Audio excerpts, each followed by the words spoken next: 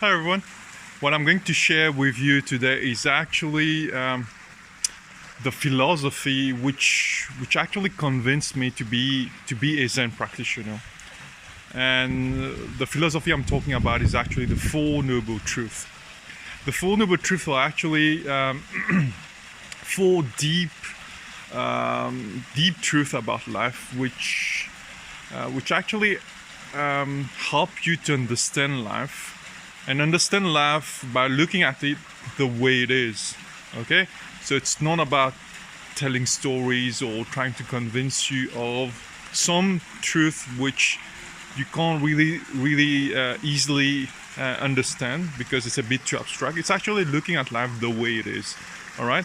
Looking at life the way it is and actually coming up with answers also. Okay?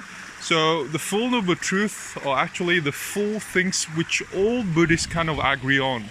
Because you have different sorts of Buddhism. You have Mahayana Buddhism, you have Zen Buddhism, which I practice, and then you have Tibetan Buddhism, which is quite popular because of the Dalai Lama. Okay? But we all kind of agree on four fundamental truths, which are the Four Noble Truths, and which I'm going to share with you. Alright? So basically, what are they?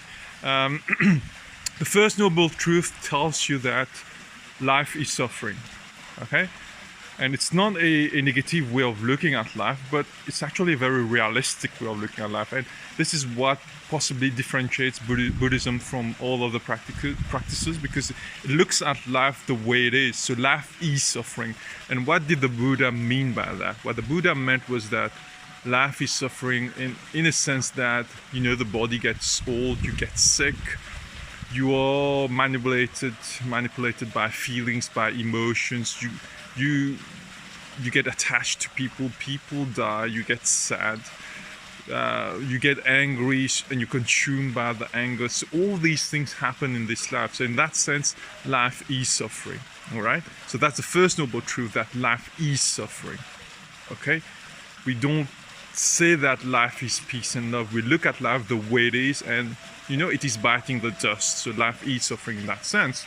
The second noble truth is about what's the origin of suffering now, okay? Why do we suffer? And that's possibly the most beautiful part of the Four Noble Truths. Okay, so why do we suffer? We suffer mainly because of greed, okay? Which is represented by the rooster, okay? The male chicken, okay? So greed means you wanting things, you craving for things, never being happy with what you have, always complaining about everything that's happening around you. Okay? This is the cause of suffering. You're not content with what you have, and you always want more and more. And this causes suffering because you'll never be happy, because you're always looking for some other thing. Okay? The mismatch between how your life is right now and how you want it to be. So that gap, that creates the suffering. Okay? So the first cause of suffering is greed. The second cause of suffering is ignorance. And this is represented by the animal pig. Okay? Because a pig eats everything that it gets on its way. Okay? And what does ignorance means in our context? It doesn't mean to be silly. It actually, ignorance in Buddhism means that you think you are separate from everything else around you. So you think that you exist on your own, but actually you don't exist in that sense. For example, your name is given to you by your parents, your body is given to you by your parents, your beliefs you've been educated that way. And you think that you're special and there's only one like you. Yeah, it is true in a certain way, but thinking that everything revolves around you also is fake. You can't exist without people around you. This is why you actually need to treat people around you with the greatest care.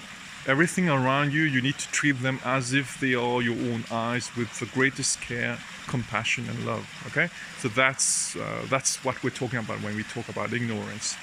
The third evil of the mind, okay, which causes suffering, is anger, aggressive behavior, and this is represented by the snake. Okay, so we do get carried away by feelings of lust, greed, jealousy, anger, where we try, when someone is very angry, you can end a relationship. You can do things that you're going to regret afterwards. So that's the third evil of the mind, okay? Anger, which is represented by the snake. Anger and aggressive behavior, right? So that was the second noble truth, the causes of suffering. What's the third noble truth? The third noble truth tells you that there's actually a way. There's a way to go beyond that state where you're manipulated by everything else. And what's the way? The way is actually to understand the causes of suffering, like we discussed, and actually do your best to go beyond them. Okay, go beyond them and actually attain a state where these things no longer bother you. Okay, so the third noble truth tells you that there's actually a solution to these problems. And what is the solution? The solution is the fourth noble truth, which tells you that you can go beyond all these things by actually living in a certain way, by living in a way where you're compassionate, you're kind, you realize that you don't exist as a separate entity, you exist in connection with others, so you do the best for all the people around you. So when you start living in this way, then you reach that enlightened state, which the Buddha called Nirvana, okay, where he's, you know, when he sat under the Bodhi tree, he saw everything as one big thing, which we call as a Buddha nature. So everyone has Buddha nature. Everyone can reach that state of perfection. Perfection, not the perception of perfection in your mind. Perfection means being you totally. So being you and at the same time being one with everything. And this can be attained by living in a way where there's no excess desire, where you're living in a compassionate way, you saying the right things, you check on your intent, okay, and this is actually explored in more detail in the Eightfold Path, but that's what it is. So if we keep in check these three evils of the mind, which were greed, ignorance, and aggressive behavior, so if we can keep these three things in check, then we're going to attain that state where we go beyond those things, and once those things no longer bother us, we reach that state of deep calmness, which we all want. And it is that deep calmness which will bring us deep contentment, which we all want, and which is actually our true nature. Okay, so that was a quick